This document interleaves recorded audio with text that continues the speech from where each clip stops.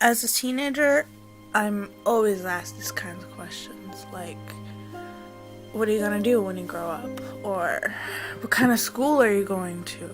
What are you going to do with your life?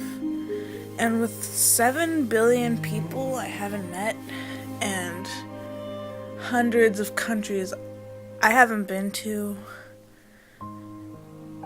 and the many days I have yet to experience, how do you expect me to answer those questions when I don't even know myself?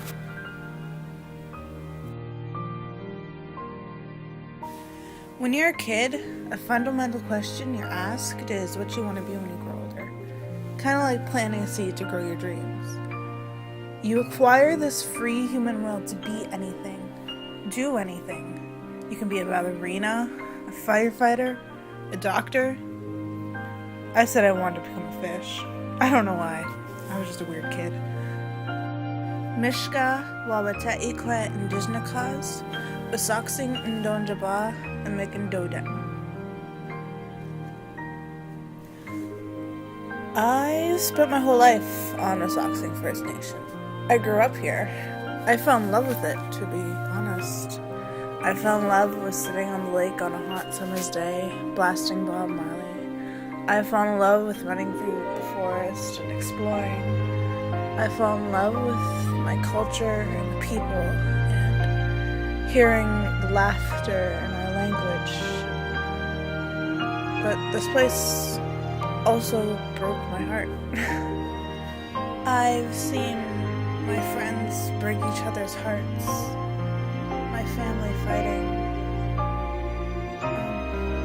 I've seen what drugs and alcohol do to people, and it was scary when I first realized that this was a reality.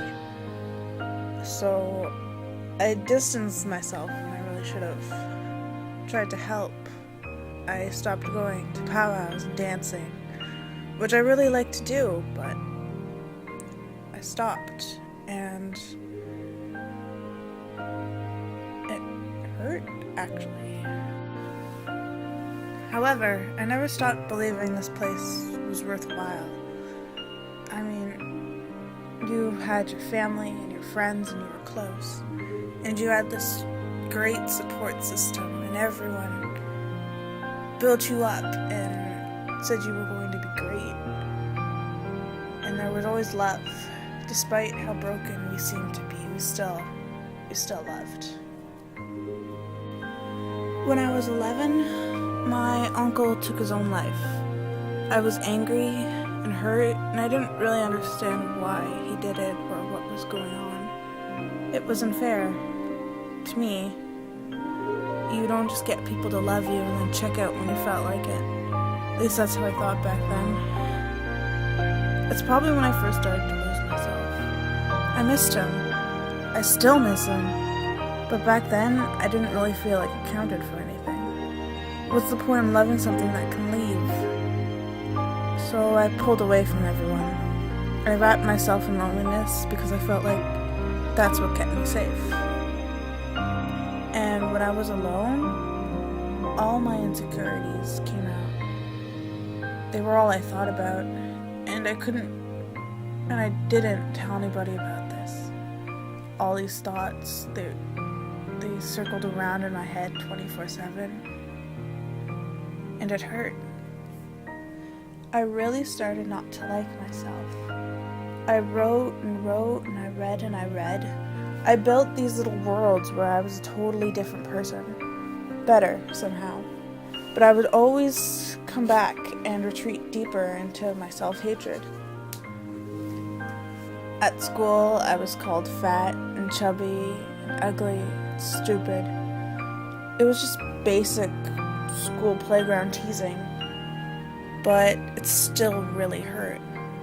Every word lodged itself into my being, making me feel inadequate and ugly and fat and stupid. They bounced around in my head until eventually I was bruised and battered and I didn't want to fight anymore. Those nights I spent crying in bed and locked bathrooms. Those moments when I felt absolutely hopeless were the moments I could begin to understand why my uncle took his life. I was scared. but I retreated further back into my head and didn't say a word. I started to cut 2 weeks after my 13th birthday. It began as a temporary fix, one time, and I wouldn't ever do it again. At least that's what I told myself. I fell off the path and hit the ground hard. I was disoriented and confused. I really did lose myself.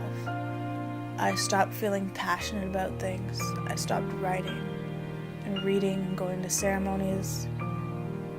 The thing was, I didn't understand what was happening. I didn't realize I was going on a downward spiral into self-destruction. I didn't understand the reason people were calling me these things was because they were hurt themselves. They didn't see they were causing me pain. It was a vicious cycle. They didn't realize their behavior was not okay, and I was too afraid to tell them otherwise. I think that's one of my biggest regrets, not telling them they were hurting me. Maybe we could have understood each other. Maybe we wouldn't have been so alone. In grade 10, I was still ridiculously insecure. I still cut myself, and I never really told anyone because I didn't want to bother them with my problems. I felt insignificant, to be honest. And I wanted to change that. I wanted to be happy. And I wanted to be confident. And for some reason, I thought being thinner would grant me that. So I stopped eating. It was a challenge. The more I felt like I didn't eat, the more stronger I felt. It was poisonous and unhealthy, and